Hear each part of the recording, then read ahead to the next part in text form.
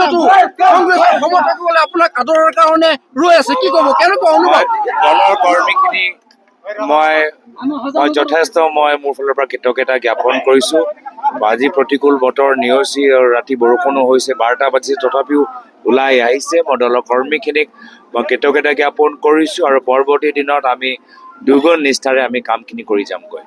উজনি অসমৰ পৰা আহি মধ্য অসম পালে, ৰাইজৰ কেনেধৰণৰ সহায় লাভ কৰিছে, কেনেধৰণৰ আশা কৰা? যথেষ্ট ৰাইজৰ যথেষ্ট আমি আশা ভৰসা আমি অনুভৱ কৰিব পাৰিছোঁ আৰু এতিয়া পৰৱৰ্তী দিনত আমি আৰু অলপ কষ্ট কৰিব লাগিব আৰু নিশ্চিত আমি কষ্ট কৰিলে ৰাইজে আমাক আৰু আশীৰ্বাদ প্ৰদান কৰিব।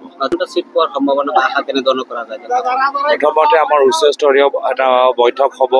যোৱা পঞ্চায়ত নিৰ্বাচনৰ ফলাফলো আমাক যথেষ্ট পৰ্যালোচনা কৰিবলৈ আছে।